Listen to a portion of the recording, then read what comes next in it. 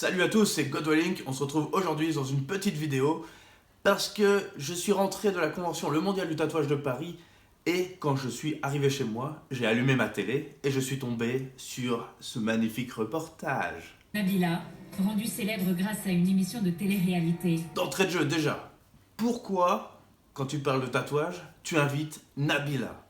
En quoi la meuf représente le tatouage? Vous avez 24 ans, vous avez combien de tatouages actuellement sur le corps? Ouh là là, alors moi je dois en avoir bien une dizaine, hein. J'en ai des petits Quand même. partout. La meuf, elle a une dizaine de tatouages. Elle en a un peu partout. Elle a juste le condensé, le starter pack de base de la Bimbo Swag de télé-réalité. Que des tatouages de merde sans signification. La meuf, elle est entrée parce qu'elle a vu écrit tatouage et elle s'est fait toutes les petites merdes que toutes les petites poufias se font tatouer en permanence. La petite étoile, les petites phrases entre les doigts, tous les tatouages qu'on déconseille à tous nos clients. Je crois que vous en avez un sur le cou aussi. Oui, c'est Ouais. ça, juste là. On voit ici un revolver.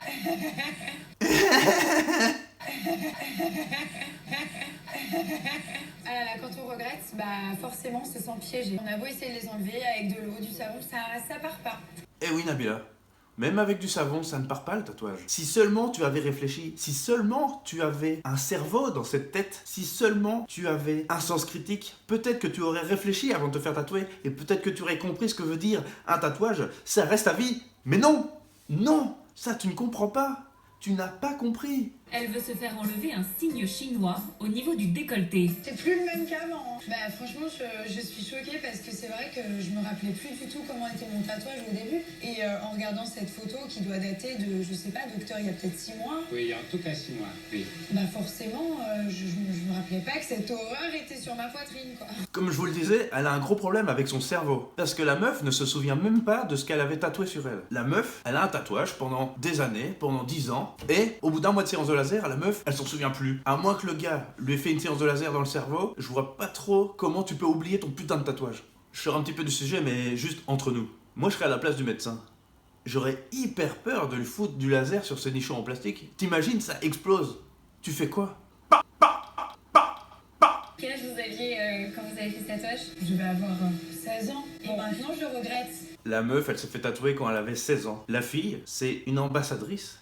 Elle représente la jeunesse actuelle et la meuf fait l'opposé de tout ce qu'il faut faire. La meuf, c'est un condensé de putain de conneries de A à Z. Pourquoi est-ce qu'on ne l'a pas laissé en prison? C'est vrai que c'était un peu la mode des signes chinois il y a longtemps d'ailleurs. Où je me suis dit avec une copine, on va se faire un tatouage et puis on a ouvert un catalogue et puis on a dit on veut ça. Ok, donc les signes chinois, c'était la mode il y a vraiment longtemps. Donc déjà la meuf, elle croit qu'elle a 50 ans, elle dit le mot mode alors qu'elle parle d'une putain de culture. Comment tu peux comparer une culture qui est la culture chinoise à une mode? C'est juste que tu t'es fait tatouer un signe qui ne correspond pas à ta culture et tu n'y comprends rien. Tu ne sais même pas ce que t'as fait. Ça se trouve sur ton nichon c'est écrit vieille merguez. Et comme je le disais, elle me donne raison en plus. Elle me donne raison. Elle a été chez un tatoueur, elle a ouvert un putain de bouquin de flash, les yeux fermés. Oh, lequel je vais faire aujourd'hui? Ah, je vais faire celui-là. Qui entre dans un salon de tatouage sans savoir ce qu'il veut? Putain, mais ça reste toute la vie, bordel de merde. C'est normal que t'ailles payer des séances de laser après. Tu mérites de souffrir. J'espère que le laser, il t'a fait bien mal. C'est comme si moi, demain, j'allais à l'hôpital me faire une vasectomie sur un coup de tête. Mais réfléchissez, bordel de merde. J'ai l'impression que les gens qui font des tatouages pensent qu'ils vont rester jeunes toute leur vie, pensent qu'ils vont pas vouloir mûrir. À quel moment la fille, la meuf, Nabila, peut nous parler de maturité? C'est comme si tu viens vers moi et que tu me dis on va élire Marc Dutroux pour représenter le droit de l'enfance. Non mais bordel de merde, bordel de merde. En tout cas, si toi aussi t'es scandalisé, si tu t'es fait violer tout comme moi en voyant ce putain de reportage, si toi aussi tu vomis par les yeux quand tu entends cette poufiasse de merde qui parle de tatouage, mets un putain de pouce en l'air et partage cette vidéo. Et sinon on se retrouve très bientôt dans une nouvelle vidéo. À très bientôt les petits potes!